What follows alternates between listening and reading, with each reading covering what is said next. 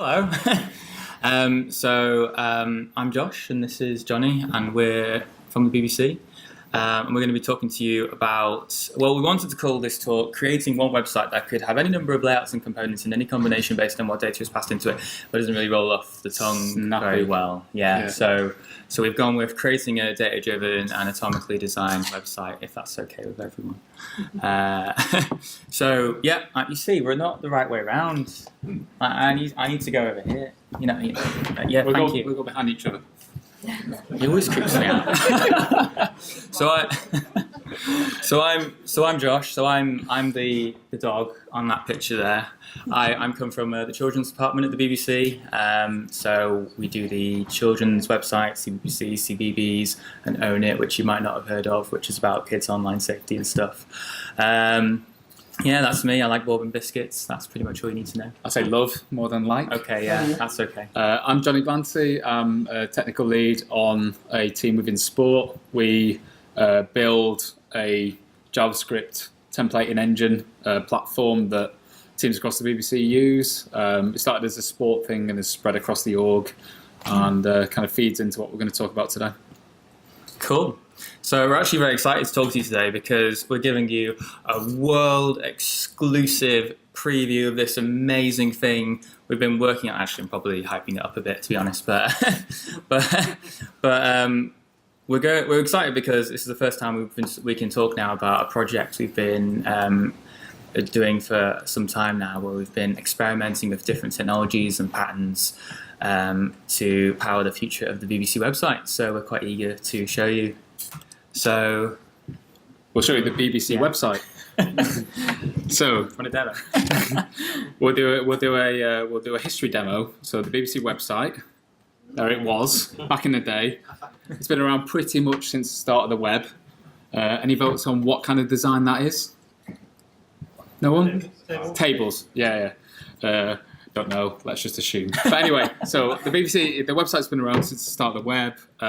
We've grown with it, and in that pattern of growing, we've moved from various implementations of static publishing to going for the responsive web, as everyone did. And we've ended up in a place that looks a little bit like this. And what this is a website that serves many purposes. We're really good at delivering the latest breaking news, making sure that people all around the world get that quickly. We give you the weather summary for your exact location. We'll give you the children's quizzes and games that everyone uses. And we'll also do revision guides for bite size. What we do is very, very wide and has very focused products within it. So when you compare us to competing services like Facebook, Netflix, YouTube, or The Guardian, we do a lot of what they offer, but we try to do it all at once. So we've got a problem, which is that we're doing all of those things in an organization that's trying to span across all of those problems. So we're trying to work out how we kind of evolve this into the next thing that we do and how we take it from being those kind of vertical parts of the BBC and make it a better experience for the audience. So we can take them and we can take the user that's coming in and try and understand about the content that they're interested in.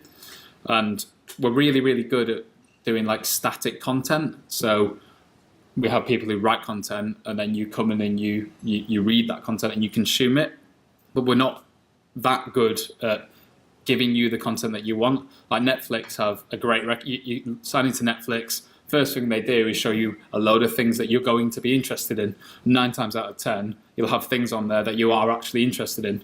We're not that good at that part of it yet, and we're trying to look at what's next and to help us solve that kind of problem. But in a way that kind of like scales up with what the BBC's traffic profile looks like as well. So, what's next, Josh? Well, I thought we weren't meant to have forced banter because you don't like forced banter. Yeah, but I like not having forced banter, so we're going to have forced banter. Thank you. So that leads us on to our question of how do we create a website that serves a breadth of content to users with different interests at scale. So basically, we're going to show you now exactly what we've done. We've come up with this absolutely amazing architectural diagram. It's fully enterprise ready and it's so complex. I'm going to show you it right now. It's a bit low level. So we've got a front end that's going to request some data from a back end and then render it. That's our plan so far. Thank you. Thank you very much. Anyway, I've been Johnny, he's been Josh. And, That's it. No, so obviously what we care about is how do these things work? What are this front end and back end going to be? So I've been in like a kind of incubation team where we've been trying to answer the question, how do we create a front end that is flexible enough to be personalized to each user? And then my problem as a platform engineer is to work out how we create a back end that is scalable and performant enough to serve that front end. Oh, it's how we rehearse this, isn't it? It's going well so far. We didn't. We did actually. So Josh, what's in the front end? You're doing the awkward banter thing again. Stop it. So yeah, what's in the front end? So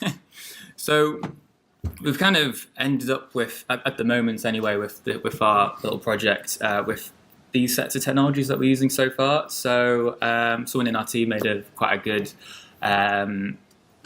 what's the word? What do they call it? Periodic table? Sorry. I haven't done chemistry for a while. It made a periodic table about like all the different kind of frameworks and things like that we're using so far. So very typical things at the moment for a modern web project like React. We're using an Emotion, which is a library for kind of putting your CSS on the React components. And what else? We're using GraphQL for our view model. We're using Jest for our unit tests. And then we're using Storybook, which I'll give you a little demo of later, which is what we're using to kind of show off our various components that we've made in React and see how they all fit together. And then what we're doing is we're using this design pattern, which I hadn't really come across before I joined our team where we're working on this project.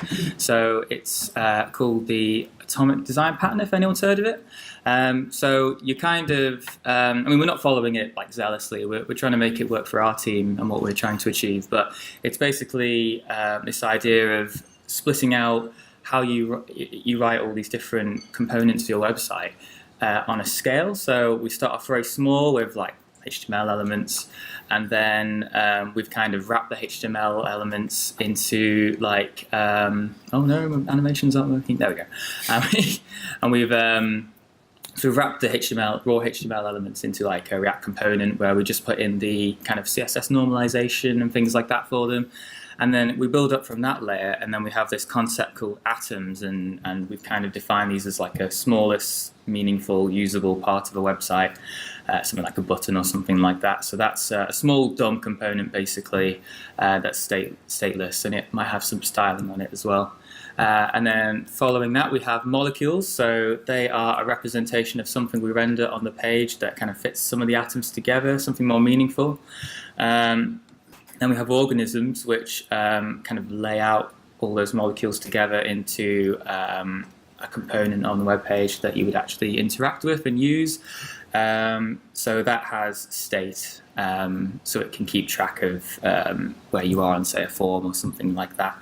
And then finally, we put those organisms into what we call slices. So these are just kind of like regions of the page, essentially, where we've chosen to put some organisms together, and then you can stack them like that to make a web page. So here's an example, a very crude mock-up that I've made. So say if we were wanting to make like a contact us form that we were putting on a web page, so we might make up the small atoms of what makes up a contact us form. So we have atoms for the form label, a text box, and a submit button. So those would all be atoms.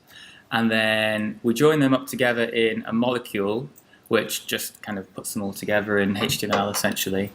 And we'll feed in the data into them about what the label is and things like that. And then finally, they would go into an organism, which is where we start putting context into what we're using this molecule for. So we're saying this is a contact us form and a heading in this example. And this is where it's keeping track of the state. So it's feeding in the data of where this form is going to send its data to, and it might keep track of if you've pressed the submit button, and then it'll get rid of that molecule and replace it with a molecule that says thank you for submitting this form or something like that. And then finally, we've put it in a slice, and we've configured this slice to have a 2-column layout. So we might have something else on the other side of that column. We might put in another organism for, I don't know, news headlines or something. And then on the right, we've put in our organism for the contact us form. So that's kind of a rough idea of how they work, if that makes sense to everyone. So I'll give you a little demo now of our storybook. And this is where I'm really nervous because I'm going to have to go off the slides now and it might go all wrong. Let's see. So how do I change this? Hey, no, it's still not appearing. And the buttons that I would normally press to change it from mirror display are gone. Drag it to the other screen. Drag it to the other screen, that's a great idea. So that's full screen. Yeah, so what you're saying is if I move it over here, oh no. Oh no, it's a live demo disaster happening on stage. Save me, Johnny. So which way is the mouse that way? So Yeah. There we go. Oh, thank you. That's great. Only problem you're going to have is trying to operate. Double click on the title bar or do that would Yeah. So you can see in this example in our storybook, we have on the left navigation, we have our atoms and we have molecules and our organisms that we've made so far in our project. Don't expect anything exciting because we're in very early days. But yeah, so this is, oh my goodness, go down. No, I'm going to zoom out. Can you all see that okay, even though I'm zoomed out a bit? Is that okay? Yeah, cool. So this is an example of a button atom, and I can go on the knobs to tweak it a bit. So I can say, let's give it, we've got the master brand theme we're calling it at the moment. Let's see what the sport theme looks like. So we can apply all these different kind of things to it, and we can demonstrate that in the storybook quite nicely. So we've got our atom there, and then in our molecule, what do we have that we could show you? We've got a search form here, which I've just closed. We've got the search form here, and so there you go. So that's put together a text box, as you can see, a button, a close button, and then if we go up to our organisms, we then have the, where's it gone? The search organism, and then I don't know why this won't let me go down. Oh, there we go. So that's put together that molecule with another molecule with the filters for the search results. So yeah, that kind of gives us a very nice way of demonstrating or testing any of the components we've made for this project, and they're all very flexible, so we can fit them into any kind of context where we wanted them to appear.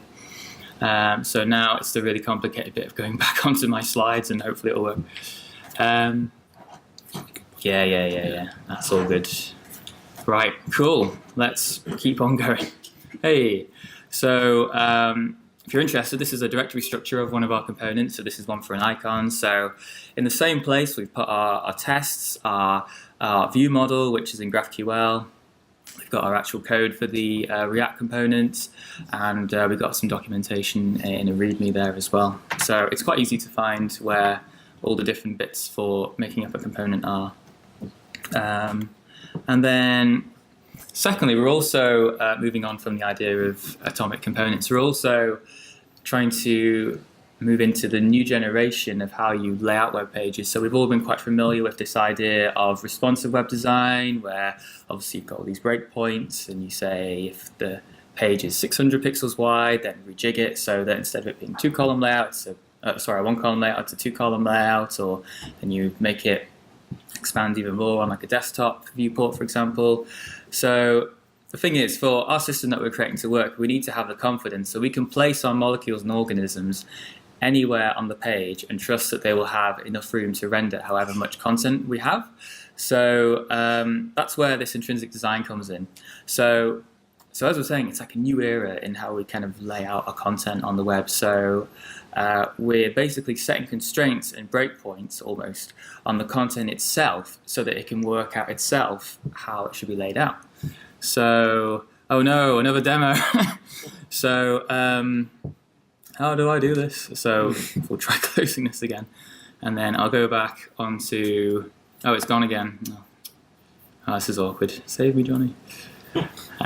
No, you made it full screen on here. Which is the demo? No, it's up on there now. It's on that screen. There we go. So I'll go on to my other tab here, where I've made this extremely crude example of a website that's been laid out using intrinsic design. So there's absolutely no breakpoints on this web page here. So it's basically just powered using CSS grids. So we've got here some kind of promos or headlines like you might see on the news or sport homepages. And you'll notice they're laid out like this, where you've got an image and then a headline below. But if I were to shrink the viewport size, then suddenly, I mean, this is a very crude demo, but like when I shrink it, you'll find that what I'm trying to demonstrate doesn't work because it's a live demo and this is all going very well. I'm going to move on to the second part of this demo where I've got a 2-column layout, and we've got, so what I want to show you here is that both what's on the left column here and what's on the right column here, they're both using the same CSS styles for each of these promos. They're not doing anything different. I haven't got any special code here for how I'm laying out these headlines. But what you'll notice is if I make this bigger, or maybe if I zoom out so I can have some more screen on the view, yay, there we go. So it's pushed itself out like that, so there's now a third column. And you'll notice I've also happened to give this cell here more room, and as such it's laid itself out so that it's got the headline on the right rather than top and below. But the thing is, these are both using the same CSS styles, both of these two cells here. It's just that it happens to know itself how much space it has, and then it lays itself out accordingly to optimize with how much room it has. So it's quite a really cool, powerful system, but as you can see, I've completely failed to get across to you how powerful it is. So I have one better, and as soon as I can get back on my slides, I will show you. There we go. So has anyone heard of Jen Simmons here? Yes, Jen Simmons is amazing. So she works in Mozilla, and she's one of the members at the CSS working group. She's done this amazing talk that I really recommend you Google when you get home and watch later, called Everything You Know About Web Design Just Changed. And it gets across better than I can what intrinsic web design is. It's a term that she coined, actually. But it's really powerful what we can do now with the web, and it's really worth looking this up. And we really want the future of the BBC website to be utilising this, because it gives us so much flexibility with where we place our components, and not having to worry about applying special kind of breakpoint rules to make them work, whether they're in a small column or a large column or whatever. So yeah, that's basically a summary of our front end, which, by the way, we call our presentation layer. So it's basically a mixed bag of components that's ready to be laid out and fed with data from the backend. So, Johnny, why don't you tell us about the backend? Like what's in the backend? Yeah. Okay. Apologies, there's no live demos. It's a little bit drier. There's nothing as cool to show as what the presentation layer team are working on. I'm still going to talk about it though. So, what's in the backend? As a BBC team, you've got data. So the backend purely consists of data. So a standard workflow for a BBC team, be it in sport, news, some media consumption team, is someone sits at a computer and they input some data and that gets stored somewhere. And then that data store at some point will also have people who come and want to consume it. So what do you do with the data store? You put an API in front of it. That's the basic model across the BBC for many of its various content types.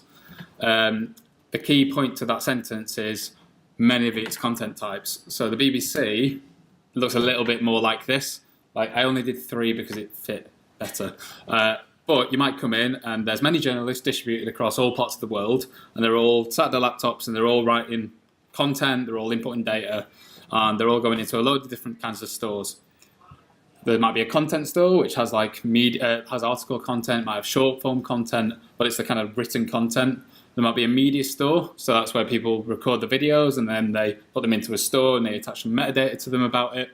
And then say there might be a sports store. So we have third-party suppliers that we consume data from, and we take that that data, we normalize it and we store it for ourselves. And again, someone's going to want to consume that data.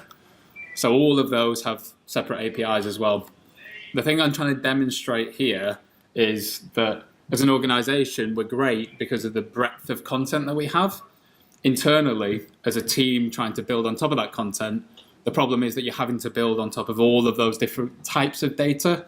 Some APIs return in one format, some do another, some might come back like quickly, some might come back slowly. There's a lot of like different ways that you pull all of these bits of data together to make the kind of rich audience experiences that we have. And the APIs are for a lot of things as well. It's not just for building websites. There's a certain amount of effort that teams have to put into to get like useful data from them. So taking content, media, and sport data, we can build this. So this is one of our like kind of bread and butter flagship pages at the BBC. It's used across news, it's used in sport, it's used in education, it's used on like any kind of like live streaming events. But what I'm trying to demonstrate here is that this page, if we go back to the kind of different kinds of content, we can show on this page where they all come together to make this one thing, this one product that people consume. So you've got the content, that comes from the content API. You've got the media, which comes from the media API. And then you've got 2 bits of sport data in there, which come from the sport API. So as the BBC, we're kind of unique in our ability to pull all of this rich data together to make these engaging experiences that people come back to. But under the hood, there's a bit of complexity in it, and the current place that we're in now is an iteration on where we used to be, and it's kind of like a little step towards what Josh was talking about and where we're aiming for. So I'm going to talk a little bit about like where we are now and how things are before I talk about what the future looks like for us, because we're not reinventing the wheel, we're trying to just iterate on what we've got at the moment. So our solution to this problem is that, like I said before, you've got these disparate APIs with different data types. Some are fast, some are slow. We need to have some sort of way to abstract that complexity away from developers who are coming in and building on it. So we built a Nanoservice platform, and a Nanoservice is a buzzword, but we like it. So you take these APIs, and we have the kind of like grey box, and inside of that grey box, you build some Nanoservices. So what the Nanoservices do is you'll have teams across the BBC building into this like single source of truth for, okay, I'll build a content service, a content data Nanoservice, and someone will come along and solve the problem of maybe my content API returns in XML, but the only useful format in this platform is JSON. So I'll do that modeling, I'll do the conversion, I'll normalize it, I'll get rid of some of the munge data that we don't need, and I'll make it useful for everyone else. And the same applies to the media data and the sports data. What the Nanoservice platform does is not just give people a way to like transform and aggregate data though, it gives them a way to consume other Nanoservices from their Nanoservice. So that page I was showing you before, yeah, it's disparate data that you've all pulled together, but it comes to a front with this aggregated source of, okay, I've got some content, some media, and some sports data. I want to do something useful with it. I want to make a product out of that. So they all get pulled together in this, like, we call it a live page internally, but that's a Nanoservice that is reusable across the BBC. So the reason I picked that as an example is because, like I say, sport have that, news have that. Every time there's a new Brexit announcement, there's another one of those pages that gets spun up. Glastonbury cover it, and the only reason that's been able to like span out the way it has is because of the way that we built the platform. So I keep saying Nanoservice, but what are Nanoservices? So our definition of Nanoservice is that they're little bits of logic that are easy to understand, and they're easy to deploy, they're easy to operate, and they're shareable. What all of those things together mean that it's great to encourage teams to come in, have a look at what things are there already available for them, and like reuse them between teams and products. So the live page is one example of it, but say if I've built a Nanoservice to provide sport data, and I'm on the news team and I'm covering the Ashes event when England have just won it, wouldn't it be great if I just had one of these little things that I could plug into my article page and provide some data off the back of that? They're small enough that they feel safe to deploy, it's easy to reason about change with them, and people have more confidence to move quicker. And developers don't have to worry about like that whole process of, I need to build a pipeline to deploy my code, I need to monitor it, I need to run it. That's our job as a platform team, and they can just concentrate on making the products and making them better. They're also stateless and lightweight and abstracted away from whatever's running underneath them. I'm going to talk a little bit more about how we run them underneath it. but developers don't care. They just write some JavaScripts and give it us, and we take it and we build it and we run it. And as a platform, the cross-cutting piece of it is that if we optimize against it and say we shave 10% of like execution time off all of the Nanoservice executions, that's platform-wide, that's organization-wide. Like a small cross-cutting change can save like tens of thousands of pounds for such minimal effort. So I'll talk about the previous solution, which is actually like our current solution now. But the way that it works is that us as a platform team, the BBC, we manage EC2s on Amazon, on AWS, and those EC2s are responsible for having a request come in, and we go and fetch those bundles of JavaScript code, we pull them down onto a box and we run it, and each request, they come in, we run it, and we just throw it away, we get rid of it. It keeps it stateless, it keeps it clean, it keeps it quick. We use Redis. This is a little bit more low level, but I thought I'd go there. So we use Redis, which is part of the Elasticache managed service, for a few things. We use it for our payload caches, which means that you get really quick, and all of those boxes that I showed before, you get really quick reuse of those, not just on the like, I'm building a thing, but on the execution runtime of it. So the same sports data model for a cricket result, if you're using it on a live page and you're also using it on a article page, you're sharing that same cache. That's really quick and it's really efficient. We use it to store information about those requests as well. And we also use Redis for our message queuing. A bit of context there if you don't know, Redis is just a key value store. It's in memory, it's really quick, and it's ephemeral. The only problem with that setup is that it's difficult to scale all of those things to handle personalized levels of traffic. So personalized levels of traffic, we're not talking about those optimized cached bits inside of it anymore. We're talking about you as a user have come to our website and we know some things about you that might shape the page differently to some things about user B. The cacheability goes down the drain there, but what it means is we can provide like rich, tailored experiences to the users. So we're kind of like taken stock on what we have now and gone, we need to do this, we want to do this, how we're going to do it. We've got a lot of like really good things about the current platform we have. We want to like engineer that for the future. So we all kind of sat and looked at what our platform does and we went, isn't it just a bit like Lambda? So we're just going to build it on Lambda. The benefits of Lambda for us as a kind of platform team are that the second that you have anyone deploy anything into your system which uses any sort of compute, Lambda's perfect for compute. Like, it's not our problem. At the moment, we have to run things, we have to scale our infrastructure underneath it, dependent on what code people are building on top of us, like what the code is that people build on top of us. Lambda's a great model where Amazon, like, they will take that code and they'll run it, and we don't have to worry about that. So there's the low human cost around that for us is we don't have to maintain infrastructure, we don't have to build a system, we don't have to understand the code that people are writing on us. Lambda gives us this really, really nice clean cut of like the code that people deploy into us. That's exactly what that Lambda will run. It's also really, really good at handling like spiky levels of traffic. So say there's a breaking news event, say Andy Murray wins Wimbledon. All of a sudden you get 1 million people hitting that push notification that comes through on your mobile. We'd have to scale our EC2s underneath to handle that. And we can only do that as quick as Amazon let us. Amazon have the ability to just go, oh, well, there's massive bursts of traffic that they have all of the hardware infrastructure underneath. Again, like I said, there's less infrastructure for us to maintain as a team, and the benefits for us are we only pay for the time that the code is running. At the moment, we have to pay for servers, we have to scale. Sometimes we have to over-provision if we know there's a big event. That costs us money as the BBC. It's way better value doing it serverless. So what is in the back end? There's modern serverless technologies that give us new opportunities for building a flexible platform for people to build on.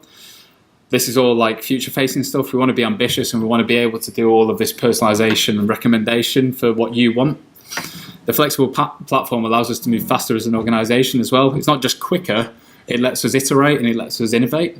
So tenant engineers just focus on what makes their products brilliant and different. And we as platform engineers can just focus on performance optimizations and delivering those. The modular patterns inside of there, we're going to keep those. So what we did with the Nanoservice platform, we're going to keep that. We're going to keep the idea that you can consume other parts of it, but maybe refine that and make the discoverability aspects of it better. And building a platform around all of those principles gives the best foundation for that front end to be innovative and cutting edge. And we call it the business layer. So it's still the same. They just have names, and there's a lot in each of those boxes. There's clear concepts and there's clear like values and principles we're working towards. But there's a nice separation of concerns, and I think one makes the other like a possibility, and the other makes the other valuable. So it's a good little separation we've got, and a good link. Now watch this. Watch this. Right, ready? Watch this. Keynote animations. Oh. Go on. Took me 5 seconds to do that. So yeah. In conclusion, what we've ended up with is this. So this is what we've got in our kind of incubation project at the moment. So we've got a presentation layer. What was I going to say? We've got a presentation layer that is built using atomic components. That's hopefully going to really utilize intrinsic web design to allow us to drop all those components everywhere. And we've got GraphQL being used as a view model. Not just because that's hip and cool and new, but because there's real value for us in using that. In the business layer side of things, we're building a platform that's modular. People can like still have that separation of concerns and like building that one thing for that one job. It's scalable thanks to some of the serverless technology choices we're using. And for the tenant engineers, it's ultimately still a managed platform, so they can focus on making their product their product. And yeah, I think that's it. There we go. Thank you.